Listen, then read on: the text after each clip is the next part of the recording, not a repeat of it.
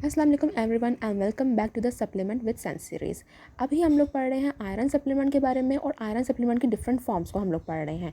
तो अभी आज जो हमारा टॉपिक है वो है आयरन पॉलीसेकेराइड कॉम्प्लेक्स के बारे में। आयरन पॉलीसेकेराइड कॉम्प्लेक्स जो है वो डिफरेंट फॉर्म्स में जो है वो और डिफरेंट ब्रांड्स के नेम से जो है वो मार्केट में आता है।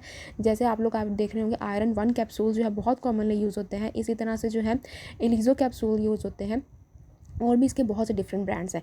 लेकिन ये बेसिकली है क्या और ये कैसे बाकी आयरन्स की जो फॉर्म है जैसे ferrous gluconate, ferrous fumarate, iron bisglycinate, इन सब से ये डिफरेंट कैसे है, ये बना कैसे हुआ। तो सबसे पहले हम लोग ये देख लेते हैं। बेसिकली एक पॉलीसेकेराइड शेल होती है जो कि स्टार्च या फिर डेक्स्ट्रॉन बेस्ड होती है और उसके अंदर फेरिक आयन यानी Fe3+ जो आयरन होता है वो इनकैप्सुलेट किया होता है। ठीक है, उसके अंदर ये बंद होता है आयरन।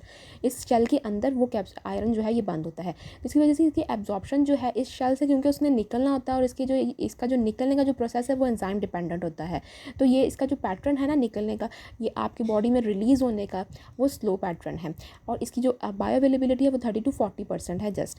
ठीक है, अब क्योंकि ये स्लोली निकलता है तो ये उन लोगों के लिए बहुत अच्छा होता है जिनको कोई ना कोई आयरन की वजह से गैस्ट्रो इंटेस्टाइनल यानी कि मैदे का मसाइल रहते हैं, जैसे उनको इरिटेशन होना या कोई भी दूसरा प्रॉब्लम होना जो आम आयरन जैसे फेरस जो फ्यूमरेट की वजह से या फेरस ग्लूकोनेट की वजह से या फेरस सल्फेट की वजह से मोस्ट कॉमनली जो होता है उनकी वजह से अगर कोई भी उनको साइड इफ़ेक्ट आ रहे हैं किसी भी दूसरे आयरन की फॉर्म की वजह से, तो इसका इस्तेमाल से जो है वो आयरन के जो आपको जो मैदे के जो मसाइल हैं गैस्ट्रोइंटेस्टाइनल प्रॉब्लम वो कम होंगी इस आयरन की वजह से, क्योंकि इसमें से आहिस्ता आहिस्ता आयरन निकलता है।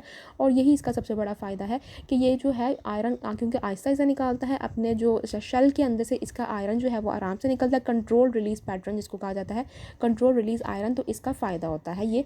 और गैस्ट्रोइंटेस्टाइनल के जिनको मसाइल रहते हैं, मैदे के मसाइल रहते हैं, जिनको आयरन के सप्लीमेंट से जो है वो इरिटेशन होती है या कोई भी दूसरा साइड इफ़ेक्ट लाइक कॉन्स्टिपेशन होती है, तो उनको ये इससे जो है वो प्रॉब्लम नहीं आएगी और आप कह सकते हैं इसका एक्सटेंट बहुत कम हो जाएगा।